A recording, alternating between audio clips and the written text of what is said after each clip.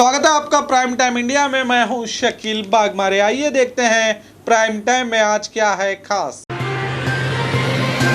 आज बिहार के दूसरे चरण के 94 सीटों समेत देश के 10 राज्यों में 54 विधानसभा सीटों पर उपचुनाव हुए। शत्रुघ्न सिन्हा का पीएम मोदी पर तंज। उर्दू शायर मनोहर राणा का फ्रांस मामले पर बयान।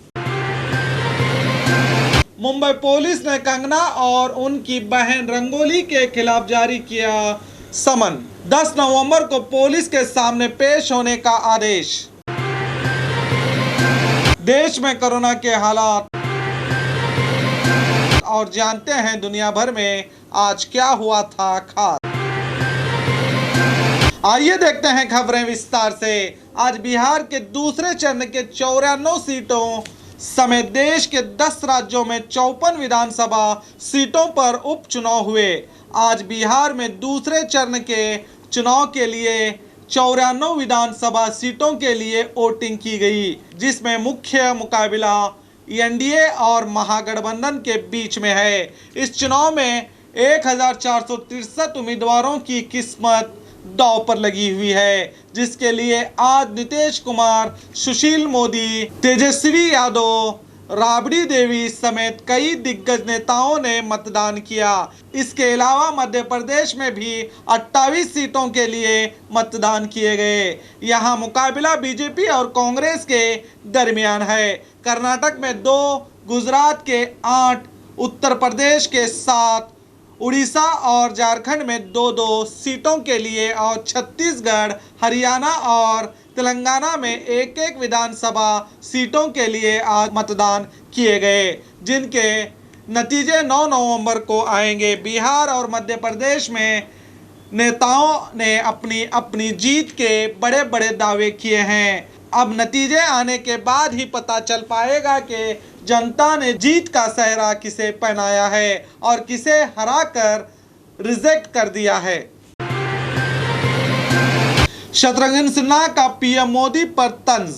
कांग्रेस नेता पूर्व केंद्रीय मंत्री शत्रुघ्न सिन्हा ने पीएम मोदी पर तंज करते हुए लिखा कि धरती पर 2 लोगों को ढूंढना मुमकिन नहीं, एक मोदी के क्लासमेट और दूसरे वो कस्टमर जिसने मोदी के हाथ की चाय पी हो। और लिखा के गलती पीठ की तरह होती है जो खुद के सिवा सबको दिखाई देती है, कहा शत्रुघ्न सिन्हा ने।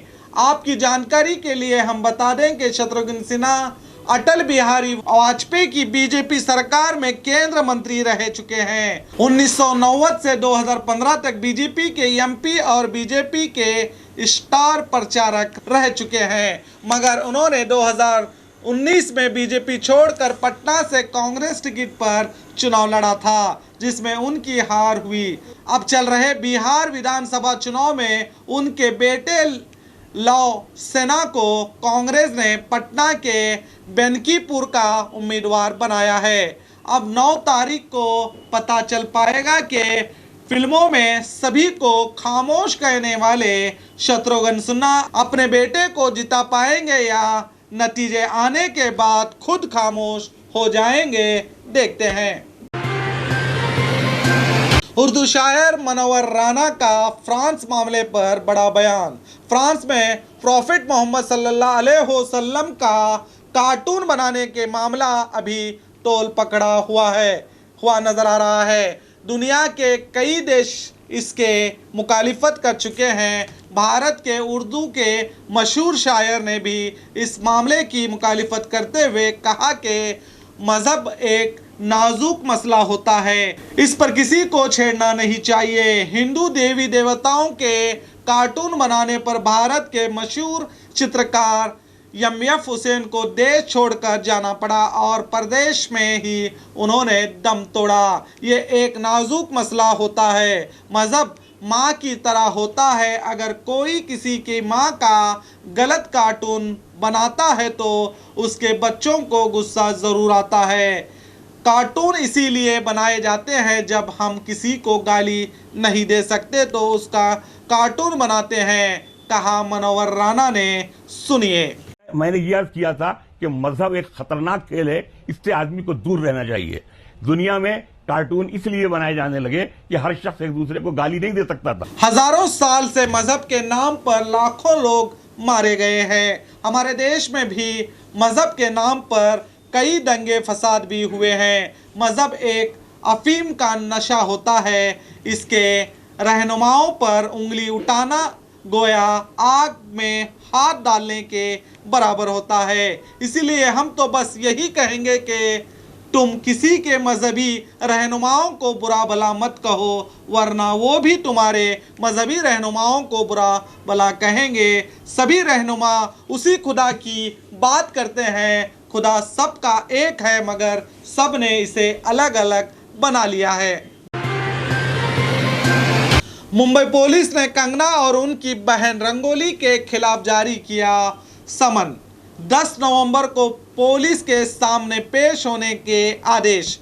लगता है अब बॉलीवुड अदाकारा कंगना रनावत अपने अभिनय से नहीं बल्कि अपने विवादों के जरिए जानी जाएंगी। मुंबई पुलिस ने कंगना और उनकी बहन रंगोली के खिलाफ समन जारी करके 10 नवंबर को मुंबई पुलिस के सामने पेश होने को कहा है। उन पर आरोप है कि वो सोशल मीडिया पर अपने ट्वीट और अपने बयानबाजी से दो समुदायों को बांटने का काम कर रही हैं। आपकी जानकारी के लिए हम बता दें कि कंगना और उनकी बहन के खिलाफ मुंबई के बांद्रा कोर्ट में याचिका दायर की गई थी। इस पर सुनवाई करते हुए अदालत ने 17 अक्टूबर को इनके खिलाफ एफआईआर दर्ज करने का आदेश दिया था। इस मामले में अब कार्रवाई करते हुए मुंबई पुलिस ने कंगना और उनकी बहन रंगोली के खिलाफ समन जारी किया है। लगता है कंगना और शिवसेना की लड़ाई अभी लंबी चलने वाली है।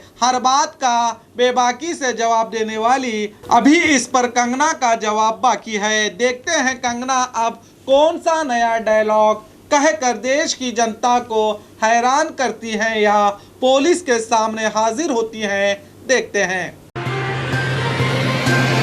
देश में कोरोना के हालात। पिछले 24 घंटों में देश में 38,310 से ज्यादा मामले सामने आए हैं। अब देश में कोरोना मरीजों की कुल तादाद बढ़कर 82,64,000 के पार हुई है। पिछले 24 घंटों में 490 लोगों की मौत होने से इस बीमारी से मरने वालों की तादाद बढ़कर 1,23,097 हो चुकी है। देश में एक्टिव केस की तादाद घट कर 5,41,000 के पार हो गई है। वहीं इस वबा से ठीक होने वालों की संख्या बढ़कर 76,03,000 के पार पहुंच गई है। रिकवरी रेट बढ़कर 91.96% हुआ है, तो वहीं मौत का आंकड़ा घटकर 1.49 हुआ है।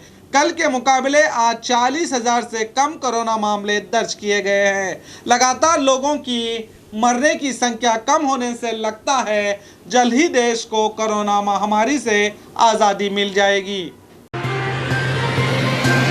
आज 3 नवंबर है। चलिए जानते हैं आज क्या हुआ था दुनिया भर में खास।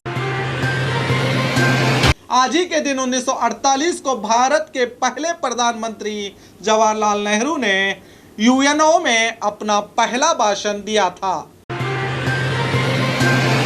आज ही के दिन 1984 में पूर्व प्रधानमंत्री इंदिरा गांधी की हत्या के बाद भारत में सिख विरोधी दंगों में 3,000 से ज्यादा लोग मारे गए थे। आज ही के दिन 2004 में जॉर्ज बुश दूसरी बार अमेरिका के राष्ट्रपति चुने गए थे।